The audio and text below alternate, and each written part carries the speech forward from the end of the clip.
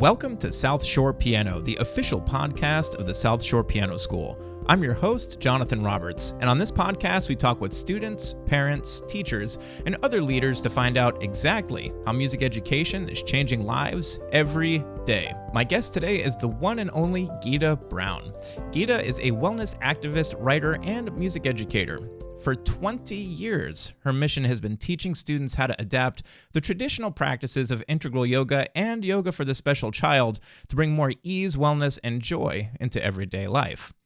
Her love of yoga has grown in tandem with her career as a classical clarinetist and music therapist. This has led her to develop wellness and yoga workshops to musicians and music educators.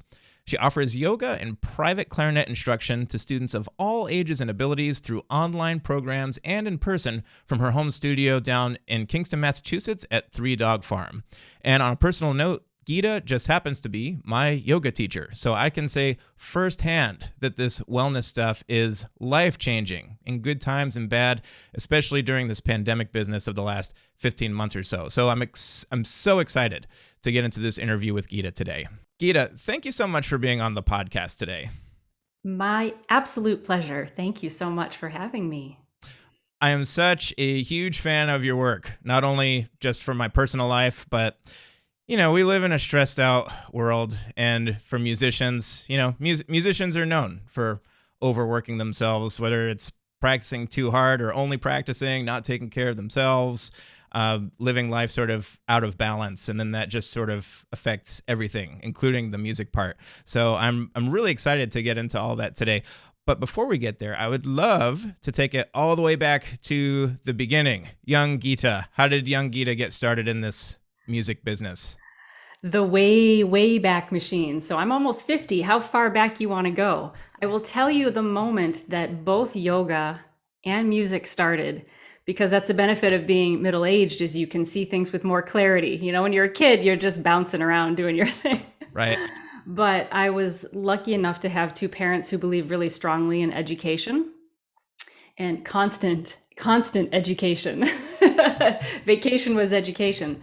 But my mom enrolled me, I must have been 6 or 5, and I was that kid who was always bouncing off the walls, very active.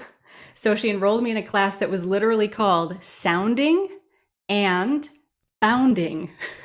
That's awesome. Which is exactly what you want kids to do. You want them to make music, move their bodies, let them be free, but give them enough structure for their creativity to start to teach them basic things like rhythm patterns, taking turns, waiting for other people, that kind of good stuff. And I remember this class. I remember the teacher really, really clearly. It was held in a dance studio. So it had the slick gleaming floors and the mirrors. And it was just this wide open space, which to a kid growing up in Chicagoland in the winter, seeing a wide open space that you can run through, it was like freedom. And then we got to make music and move our bodies. And I felt free and connected and happy doing that. And thankfully, thank you, Mom and Dad, they saw that that music thing was kind of always happening. I was always singing and things like that. So when I was old enough, I started on violin. Apologies to violinists everywhere. I was not very good. But I heard my sister playing in the band, and I heard how loud they could play, and I heard those clarinets squeaking, and I was like, I want that. So in, I think, 4th grade, I switched over to clarinet, and that was it. When my mom asked me, in 5th grade, what do you want to be when you grow up? I said, I want to be first chair in the Chicago Symphony Orchestra clarinet. I was determined. I grew up in a very musical family. I grew up going to the Lyric Opera of Chicago. And I grew up listening to WFMT radio, which is classical music Chicago. And once I started playing the clarinet and heard things like the Mozart Clarinet Concerto, my little music nerd brain was, phew! So I was a very disciplined, dedicated kid. I was just one of those weirdos who loved to practice and play. But so that sort of then took me on a winding path. I quickly realized that I needed to go to a specialty school so I could get into a top-level conservatory.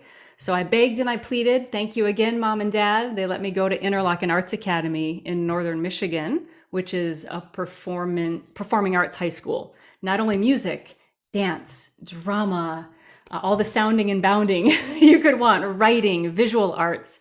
I went there for summer camp and I came home and I said, I want to go there for high school. So I ended up there finally for my last few years of high school. And that's when the sounding and the bounding came back together. Because although I was very disciplined and loved the clarinet, I always felt there was something missing, kind of what you alluded to. There was like a lot of stress starting to happen around performing and a lot of pressure. And right. I loved that. I thrived on it, but I could already feel like my little anxious self kind of cracking. And so in Traverse City, there was a Crunchy Granola bookstore, and crystals. Awesome.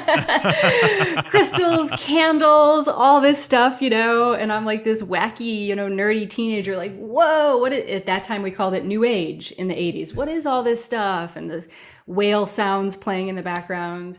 And they had some cassettes of yoga. And I was like, I didn't even know what it was, but it was yoga meditation. So I started doing yoga. To me, for years, meant meditation. I didn't even know there was this whole physical stuff.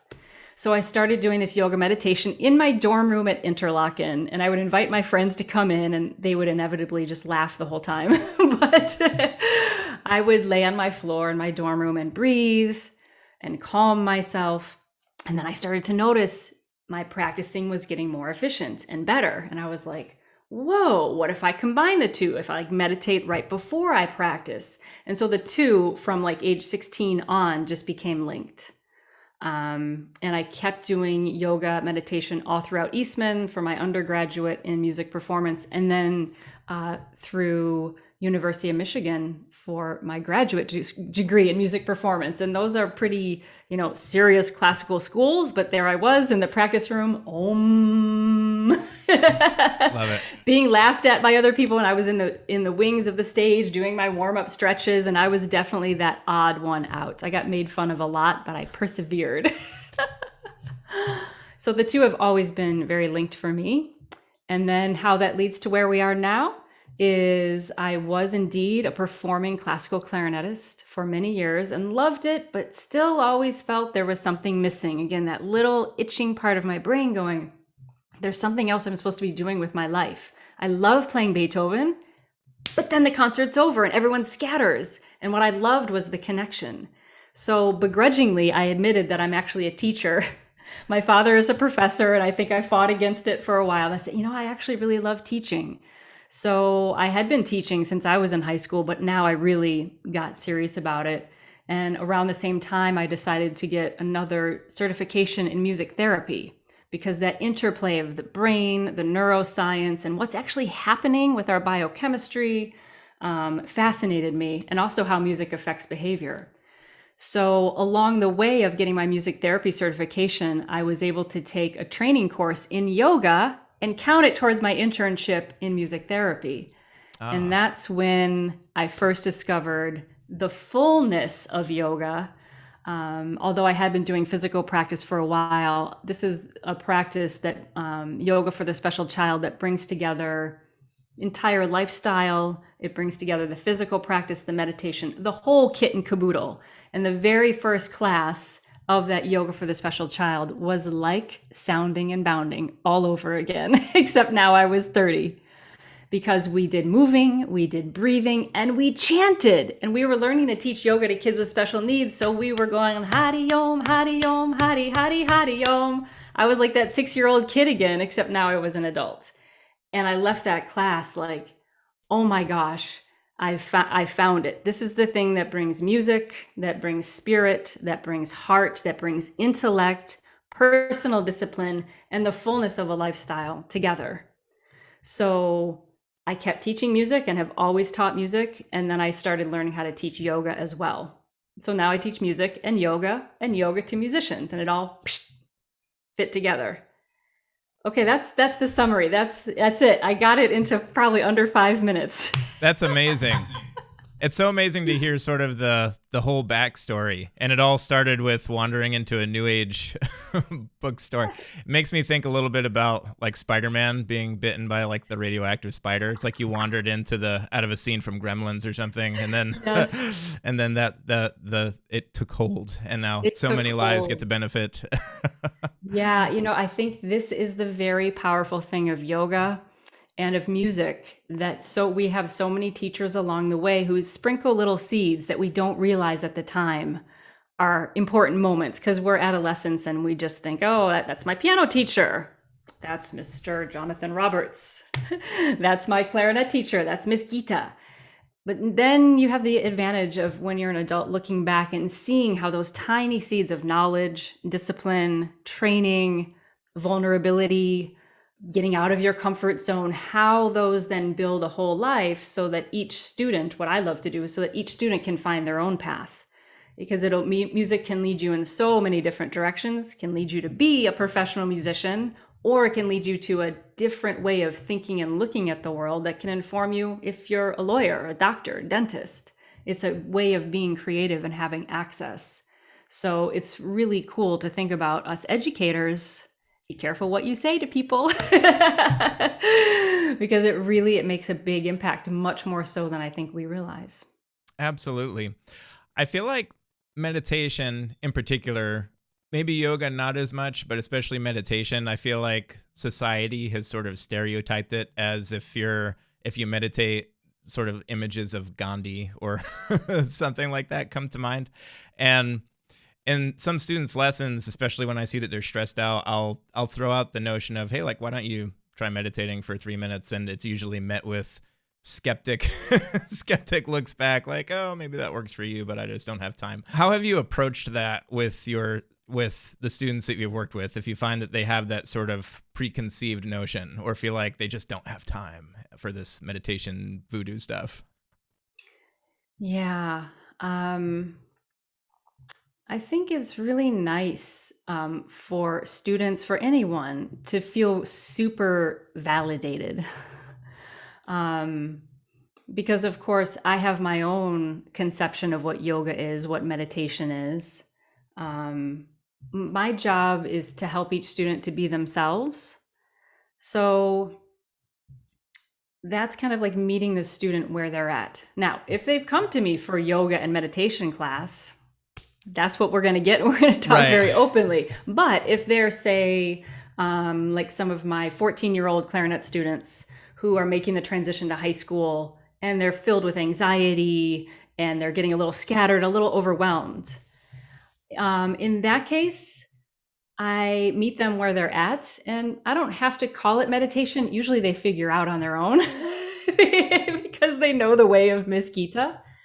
But I have actually built in approach to our lessons and to music making that incorporates body, mind, and because I'm a wind player, clarinetist, and the breath. So every single one of my students, from the very first lesson, there's an expectation that they're going to do a musician's warm up before they play their instrument. Because I try and get this set up that this is an approach that we have in the studio. It's expected that you do this because it works. And because I have that confidence in it, because I've been doing it since I was 16, they're pretty willing to try, instead of me being like, maybe try meditation. Then they're gonna be like, you don't even seem confident. Why would I do that? So I call it a musician's warm-up. And I train them and I explain to them, because kids are smart. I explain to them, you know how you play sports? You don't just go out, and usually a kid has played some sport. You don't just go out and play lacrosse right away. You don't go instantly onto the soccer pitch and play a full-blown match. You don't go right out on the football field and just go 110% right off. I said, what do you do when you show up? They're like, oh, we get the gear ready. Then we do some warm-ups. Then maybe we do some stretching or moving. Then we do drills. Then we talk through the game plan. Then we go. And I'm like, exactly. So why do you come to your instrument and slap it together and go, and expect it to be awesome? It's not going to be. And then I talk to them how busy their day has been, how many things they've learned in school, How can you expect your mind to have been learning for 7 hours, and just because you put that instrument together, now all of a sudden you're going to make music? How is Right. that going to work? And they start to go like, oh yeah, and then because you're engaging their intellect and they're part of it. And so I say, okay, every week I'm going to teach you a few extra things. By 6 months from now, you'll be able to do your own warm up so that you know what you need. So I teach them the fundamentals of moving, breathing, proper posture. And along the way, for each movement, I'm telling them why we're doing it. Because kids now, they want to know why. When I started teaching, I could just tell kids to do things. It was a different culture. I could say, do this, and they would trust me and they would do it. Now you have to tell them why. They're smart though. So I tell them where their lungs sit, how their lungs work, how the diaphragm muscle works. Then they're interested and motivated, and they're invested in it as well. Rather than sitting and going, you should meditate, which if they don't even know what that means, they're like, sit there and be still. It looks like torture. But if I say, hey, bring your arm up and take a breath in and then breathe down. Now let's do that same thing on the clarinet. Let's go back to the warm up. They start to see how it affects them. And the biggest gift for me is one day I had a student in a lesson, and I forget what happened, but we were scattered when we came in and we skipped the warm up. I forgot too. And she was playing and she was like, something doesn't feel right. And she just slammed her clarinet down on the stand. And she was like, hang on, I need to warm up. And she started moving and breathing and working out the kinks in her body. And then she stood and did some silent breaths. And she's like, okay, now I can play Weber. And I was like, yes. Love it. That was a really long-winded answer. No, I loved every bit of it though. So just by, that's something I tend to take for granted, is that if you just change the terminology or just kind of do the thing and not really talk about it, that can change everything, whether it's for a child or an adult. So that's so cool. Thank you for that. I'm going to use that. I'm going to steal that. Musicians warm up, musicians stance too, how you sit, how you stand. And then you talk to them about stage presence too. Do you want to see a musician up on stage like this? Come on. They're like, oh yeah, right. You tie it to their future ambition of who they want to be. And that gets really motivating for all of us because they feel seen, part of the process, and they understand why it's important. Rather than even most adults, like, why would I meditate? That looks like torture, right? But if you explain and talk about it and make it fun and interesting, then it's something delightful to do, and it's not so bad.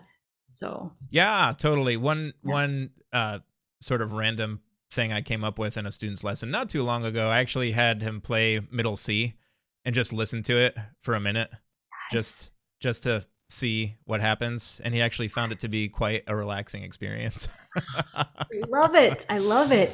There is a set of exercises from the French school in clarinet playing, and it's this slim book full of torture, but it's awesome torture. It's a vademecum du clarinetiste, something like that. And it's literally going chromatically note to note. So you sit there. This will be boring, listeners. Pay attention. You go like da da da da da da da da da da da da da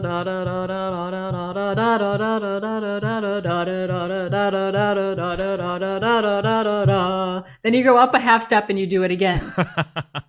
But it's fantastic. And I remember doing that for 30, 40 minutes at Eastman and just getting into a zone because you are focused. You're doing one note at a time.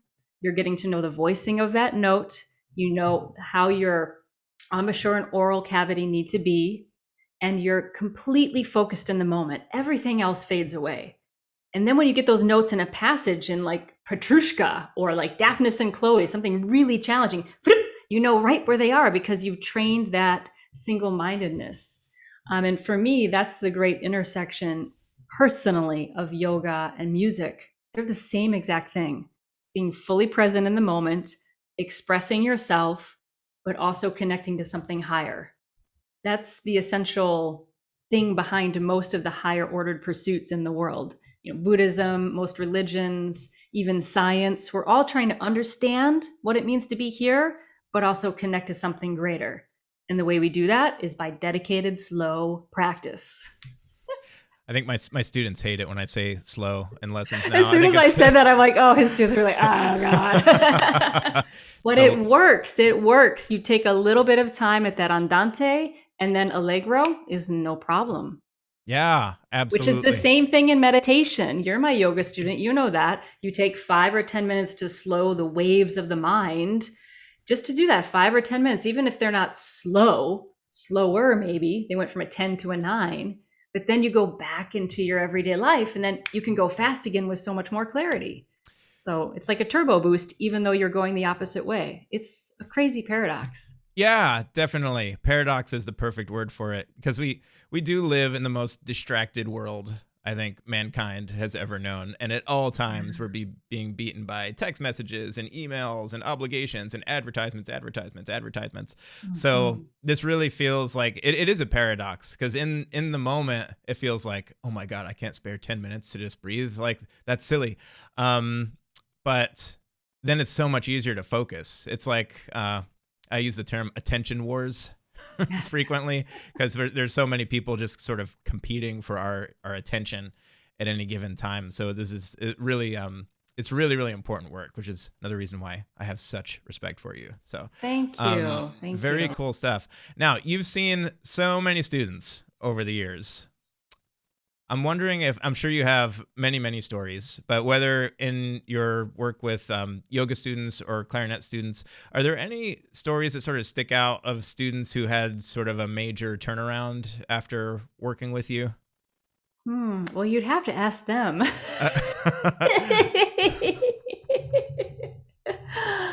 Well, I can tell you one story that I know I have permission to share. And it involves yoga and music. It's the perfect intersection. So this student was preparing for a concerto competition.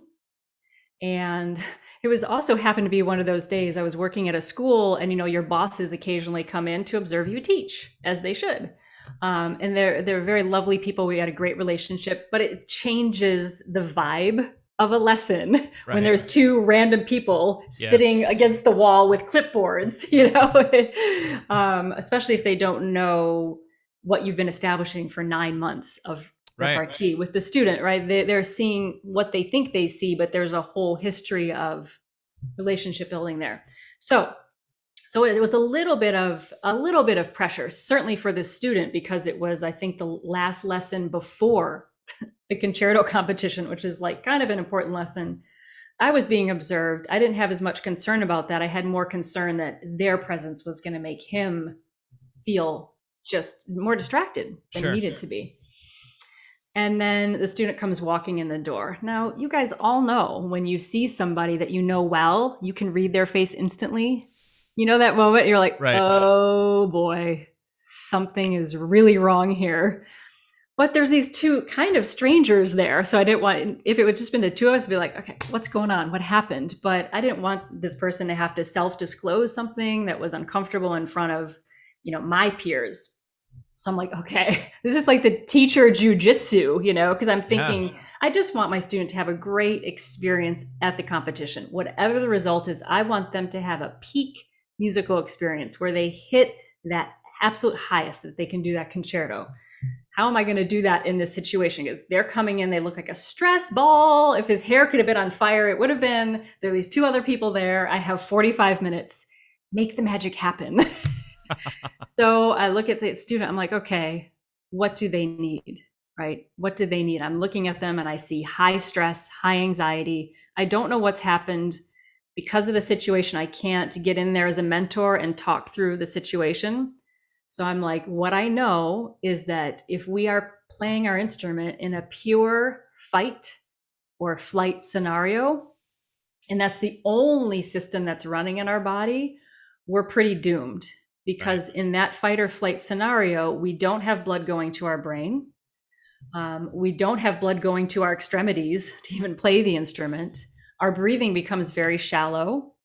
And all of the neural circuitry involved with learning and growing and creativity are shut down, because we're literally in our nervous system thinks we're fighting for our life. So the student is not teachable in that moment. They're not open to creativity, certainly not open to being a universal channel for Mozart, or producing any great tone. So I'm like, all right, we need to get the nervous system in a calmer state. And I thought to myself, I know what they need. Is this a student, like you said, going to be willing to do a meditation right here in front of people. Luckily, they had been my student for a while. We had done little tastes of this, so I knew they were going to be game. I wouldn't do it with a student who had that closed mind, like you said, was skeptical and said no. I would come at it. So I knew they would be open and be safe. So I said, put your clarinet together, then put it down, sit in the chair, get yourself aligned. We took some breaths. I said, we're just going to experiment here. It's going to seem kooky and like it has nothing to do with the clarinet, but I promise you we'll get back to the music making. So I actually led the student through about a 10 or 15 minute seated guided relaxation. And it was one that involved scanning through the body and systematically reducing tension and a little bit of breath work. You could see from at first, from this to a much calmer state. And then I could see that he had calmed the nervous system and was actually in the room and able to do that type of thing. Picked up the clarinet and keeping that same very gentle meditative tone, I said, all right, let's make a little sound. Play a G, play a this. I steered clear of all of those triggery warm-ups, that frantic musician warm-up, the panic practice. Right. Steered clear of all that. Just make some sound, and we don't care what it sounds like because you're just experimenting here. And we just started making some sound, making some more sound, eventually turned it into scales. Then eventually we did some of the concerto, but we did it slow practice. Because I didn't want to trigger that fight or flight to come back and then have the last rehearsal before the concerto be this panic practice that musicians do that serves nothing, that only enforces rushing, speeding, getting out of tempo, and disconnecting from your purpose, which is to be a channel for this great composer to flow through you. So we did very slow practice, da da da da dee da da da da, instead of ba da ba ba da ba bum. And we just went through some passages, and then we packed up and left. And the two people who were observing were like, "That was an interesting lesson." So to make a very long story short, the student went on to win the concerto competition. Awesome. Ta-da! The proof is in the pudding, right? Because he knew at that point how to play the concerto. Panic practicing, doing a lesson that focused only on technique and getting nitpicky was not what he needed. He needed to calm everything down so he could show what he could do. The student then went on to become a very successful musician, went on to your alma mater, Cleveland, and then also went on to Indiana Jacobs School of Music for a master's degree in clarinet performance, and is actually coming here to my place next week to do a recital with my studio. And he and I are going to be performing together. So, and he's actually now a yoga student too, fully fledged. That's amazing. He'll be on my YouTube channel too. You can check out an interview with him, Zach West, and he talks about how this high performance, high stress becomes almost like an addiction, right? That like, ooh, I'm going to work harder becomes this addictive thing, but then it burns you out. Right. And how yoga has been helping him throughout his career to keep that in check and balance. So Zachary West. Yes, love the kid. We will include all of those links in the show notes as well, so people can check all of that cool stuff out. Thank you. Now, you're also a prolific writer. I'd love to get into that a little bit. So what your latest writing projects are, where we might find those at some point, if they're not out already. I have to admit, I haven't quite kept up with that side of your stuff, but I'm sure it's just as awesome. But what are you up to these days on the writing front? Oh, thank you for asking. Yeah, I never expected to be a writer. How did that happen? But I did actually get sidelined with a music injury a number of years ago. And because I couldn't sing and I couldn't play the clarinet, I had a jaw injury. I started writing, and whew, it took off. I haven't been able to stop ever since. So you can find my whole portfolio at my website, gitabrown.com. But I have turned my attention towards writing about, actually I have a few pieces out about meditation and a few pieces out also about yoga teachers as activists for wellness and for spirituality. Because there has been a trend that I'm sure many people will notice of yoga being reduced to a commodity of stretching, exercise, physical-based poses. And it has stripped away the cultural roots. It's stripped away the heritage. It has stripped away all of the thousands of years of history. One absolutely horrible subscription service went so far as to say it's yoga without the mumbo jumbo, Oh, which gosh. is so bad. I mean, I think we all It's know what they're horrible. referring to, and that's culture erasure is really not good. So I've been writing about that, not in a way of talking about different studios or corporations that are doing that. Instead, writing about classical yoga, about the teacher-student relationship, writing about the depth of practice, how it requires the discipline, the full engagement, how it is about your lifestyle, your morals, your what you're feeding your senses, to really take personal responsibility for your thoughts and for your life. So I've been writing for Integral Yoga magazine on those, more personal essay reflections on how I'm trying to do my best as an integral yoga and yoga for the special child practitioner to embody that fullness and the richness of the tradition and give lots and lots of credit to the teachers because they're the ones who do the cool stuff. So I've been writing for Integral Yoga magazine, and that's been great because that is my lineage and my yoga family. So writing for that magazine, which is the country's first yoga magazine, was kind of like, wow, I can't believe I'm writing for them. That's a really, really great honor. And there's other pieces on there too. I'm still working on a memoir about my relationship with my ex-husband who did get addicted to drugs and alcohol. And it's about the way I turned my marriage vows into a vow to live love as a way of life. So I sort of repurposed that wedding vow and took it as a spiritual pilgrimage that I hope I'm carrying forward this day and expressing that love. So I'm revising that memoir, plugging away. And there are some related essays on that topic as well. Yeah. Very cool. Wow. Yeah. There's so much powerful, inspiring stuff. And in that last 5 minutes, I'm a little speechless because I'm not sure what to what to go into next because that was so profound. I'm gonna have to think about that. Let it sink in. Very cool stuff. So if there is a student listening to this or a parent that feels like they're kind of, that fight or flight mode is kind of like just daily life, and it feels like there's not a way out of it because there is just not enough time.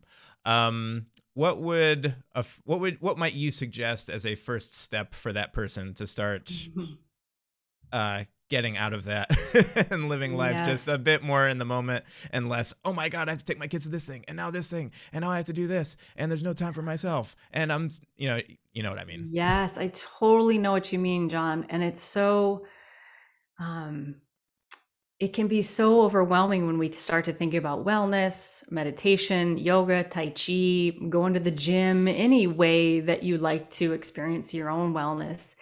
That can make it seem like it's another project you have to do, right? It seems overwhelming. Now I have to be good at wellness too. Oh, are you kidding me? Like I can barely feed the frickin' cats. Like, come on. Yes, I have been there. I have been there. I have been there.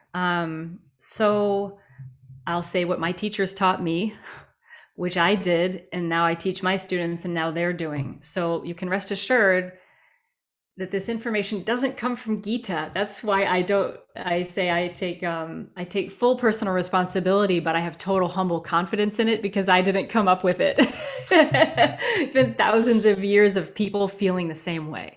So the first thing I would say to the person who's feeling like they can't possibly take on yoga, meditation, breathing, or even just maybe eating an apple because they're just too overwhelmed, is to number one, know that you are not alone. Right. Know that you are not alone. And this is the fascinating thing to me in traditions like Taoism, which is a traditional practice from China involving a lot of like nature awareness and just very harmonious living. And traditions like yoga, which also has a huge component of just living in harmony with nature. I gesture out here because I live on a mini farm, so I'm always nature. That for thousands of years in both of those traditions, thousands and thousands of years, people have been feeling the same exact way. That's why these traditions exist, because other people have felt overwhelmed, frustrated, scared, isolated, lonely, like they're just in survival mode. Right. And they went, hey, you know what? This thing works, and so does that, and so does that, and so does that, and so does that. Why don't we write this down and share it with other people so they don't have to feel so crappy?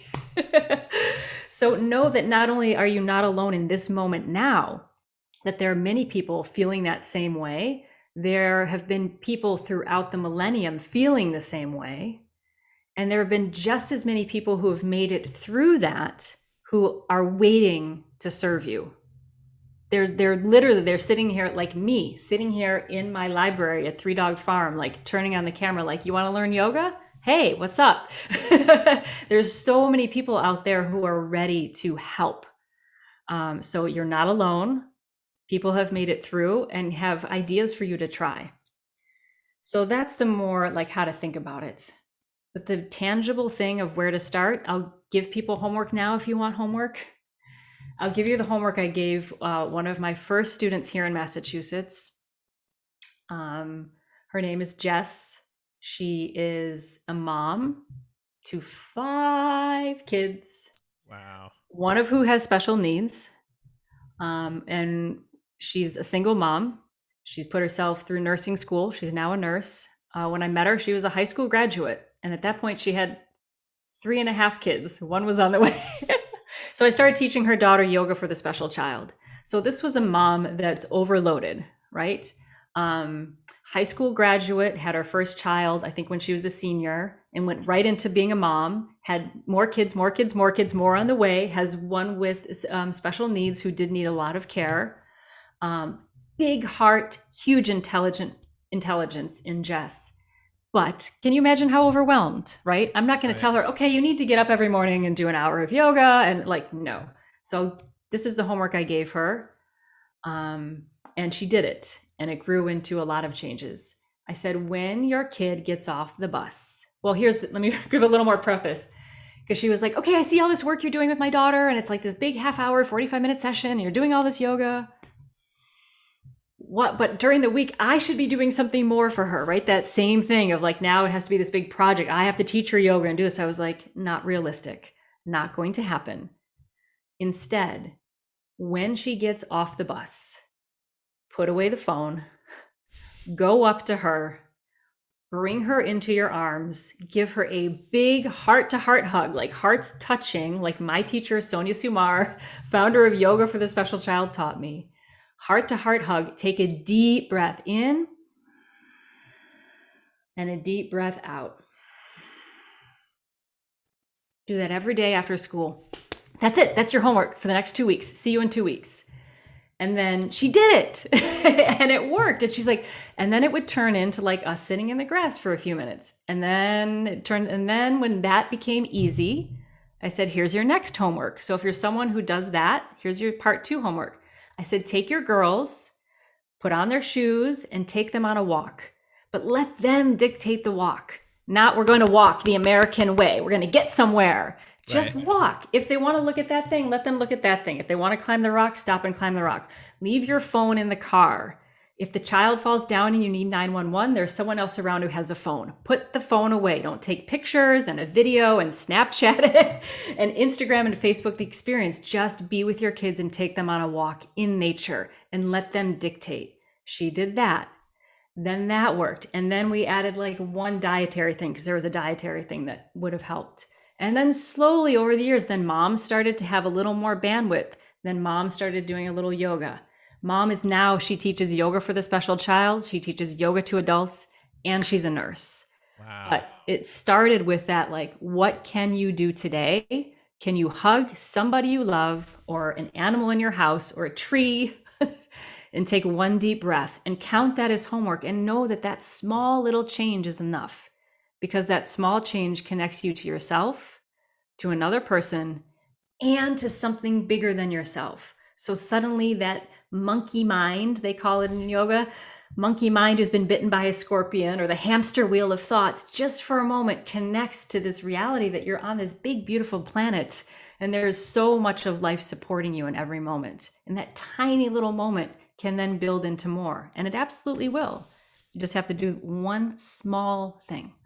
Yeah. Wow. That's incredible. Makes me think of planting a seed, which is that analogy we use a lot. Yeah, it's tiny little seed. And so many times people feel like, oh, it's not enough. I have to do this big, long practice, or I have to be able to stand on my head. And, well, maybe you do that someday, maybe not. But can you my teacher, Swami Satchidananda, would always say, do little things daily. And in years, you'll be amazed at how much you can do. So you start with what you can do. You don't start teaching someone the Mozart concerto in the first lesson. You're like, where is middle C?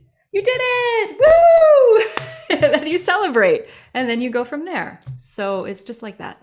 Exactly. Wow. Love it. Well, Gita, this has been such inspiring conversation. I need to go back and listen to this once it's out a few times just to fully absorb all of the awesomeness. But hopefully our listeners are getting a lot to think about and can start applying even some of these smallest things, as you said, in these daily in their daily lives. But thank you again so much for taking the time to be on the podcast today. It is so my pleasure. And to anyone listening out there, breathe, listen to music, make music, just be happy. Be happy. That's it. Simple. Simple. Not easy, but simple. Right, exactly.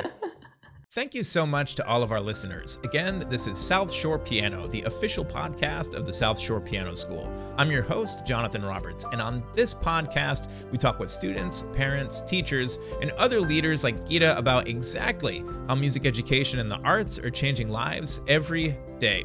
If you enjoyed this episode, do subscribe to our podcast by hitting that subscribe button on the podcasting app of your choice, or if you're checking out the YouTube channel, hit the subscribe button and the notification bell so that you're among the first to receive new episodes as they're released. We publish new episodes every Monday and Friday. Thank you so much, and we'll look forward to seeing you next time.